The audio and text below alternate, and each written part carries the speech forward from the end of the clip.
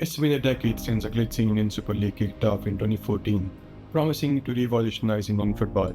Big names, bright lights, Bollywood celebs, and crores of rupees later, the question is, has it really succeeded?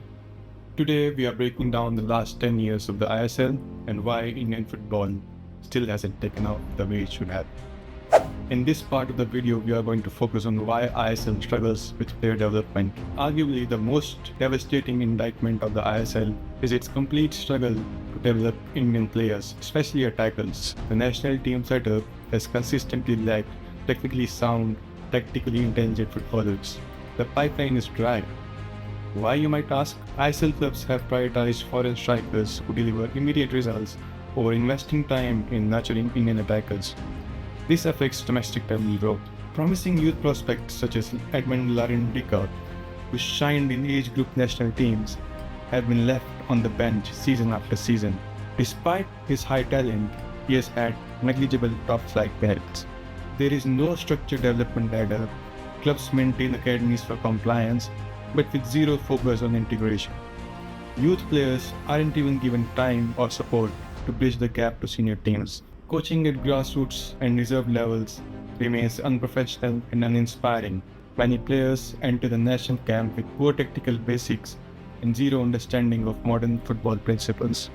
Scouting is minimal. Talented youngsters from remote areas often go unnoticed or are mismanaged due to poor administrative coordination. Even players at the ISL level frequently lack match readiness.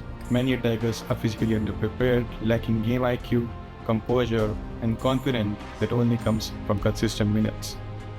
Some Indian players avoid going abroad because they are too comfortable in the ISL system, financially secure and unwilling to compete for minutes. One standout example is Gurpreet Singh Sandhu, who spent a crucial part of his career in Europe with Stabæk in Norway. It was a transformative experience, but despite his success, very few followed his path. When overseas opportunities do arise, players either reject them or use them as leverage to earn better domestic contracts rather than a genuine step forward. In multiple cases, Indian players received trials and offers in European or Southeast Asian clubs, but backed out at the last moment, citing comfort or financial incentives back home. This short-term thinking has deeply hurt the national team, which lacks seasoned professionals who have tested themselves abroad. Coaches at the national setup have had to reteach basic fundamentals to full-grown professionals. The assessment is brutal. Indian players, especially attackers, are not ISL ready. Not because they lack potential, but because the system refuses to nurture them. In this second part of the video, we are going to expose All India Football Federation and how the governance is killing Indian football. So, a leaked internal communication with an AIFF official has exposed how deep the rot runs in the Indian football governance. The problem aren't even just incompetence, it's systematic. Key revelations from this AIFF officials were that staff promotions and appraisals were done in secrecy and with favoritism. People close to decision makers received raises and new titles, while others were ignored or demoted. Appraisals were delayed for over a year, and increments, when they came, were insultingly small. Employees reported being given just 7 to 9% hike after years of stagnation. Dissenters were pushed out. Senior employees with decades of experience were reassigned, demoted, or marginalized to make way for politically aligned personnel. Meanwhile, the same federation spent 33 to 38 lakhs on purchasing a Fortuner for a senior executive, paid daily SUV rentals for personnel who lived within walking distance of the headquarters, burned through 10 to 11 lakhs per hearing in certain legal battles, some of which were personal in nature. AIFF departments like legal, technical, grassroots, media, and youth development are demoralized and understaffed. Coaching licenses are delayed, referee programs lie dormant, developmental tournaments are often cancelled due to mismanagement or budget siphoning. This internal code by the AIFF official just proves it all. He said that the federation runs like a kirana store. Nothing is documented, department has no clarity, and decisions change based on who's in the room. And there's more. Top technical staff and educators have been either ignored or removed. Licenses like AIFF D and C are poorly executed. Many programs once funded by FIFA or AFC are now either discontinued or are symbolic exercises. As a result, foundational structures like refereeing courses, academy accreditations, or youth competitions fall apart without warning. Employees within the system shared how budgets meant for youth football or coaching workshop were repurposed for legal bills or executive comforts. There was no accountability. Even the appraisal process, which is a routine HR function, was described as a joke. One staff member found out about the promotion on LinkedIn, imagine that, and others were stripped off of their designation without any explanation. And the real cost, you ask? Thousands of youth players, coaches, support staff are stuck in a broken pipeline. Funds that should have gone to development were spent on personal comfort. So let's now focus on how ISL failed to build clubs or fans. The ISL tried to mimic IPL's franchising model. Celebrity owners, flashy branding, glitzy launches. But football isn't cricket. The result was a league with no roots. Several franchisees like Pune City FC and Delhi Dynamos collapsed or relocated. This destroyed any regional identity or community link. Cities like Delhi, with a strong sports culture, now lack a top-tier football team. Closed league structure meant no promotion or relegation, discouraging ambition.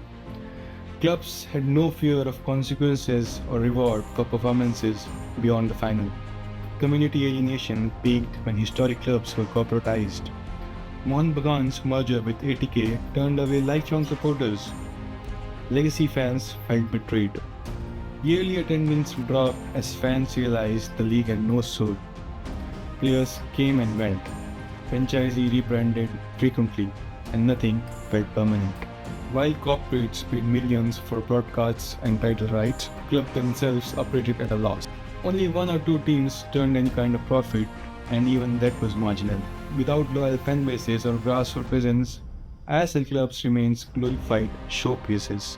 In this part, we are going to focus on the coaching and refereeing crisis and why the system doesn't trust Indians.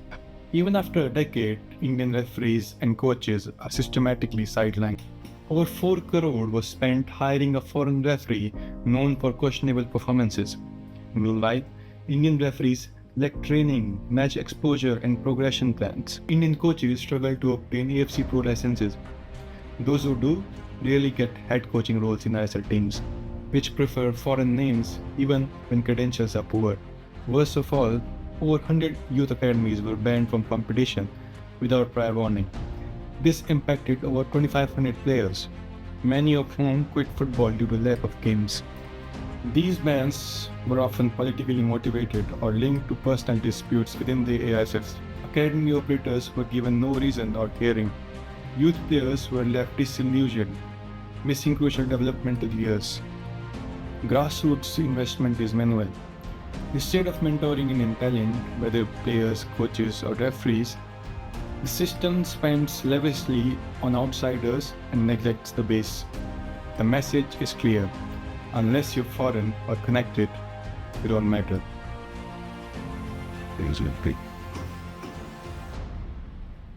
So where do we go from here? ISL promised a revolution. 10 years later, we're left with a product that looks shiny but is crumbling from within. Now the main point is, what can we do to fix Indian football? First of all, youth scouting and coaching needs to be fixed. From rural talent identification to elite academies, the entire pipeline must be rebuilt. Indian coaches and referees must be empowered, not ignored. Create pathways, offer scholarships, and guarantee match time experience. Governance reforms are non-negotiable. AFF must function with transparency, accountability, and football-first principles. Real clubs must be built for communities. Franchisees cannot replace legacy. Football grows from passion, not packaging. The next decade is make or break. The talent is there, but without structure, vision, or integrity, it will remain untapped.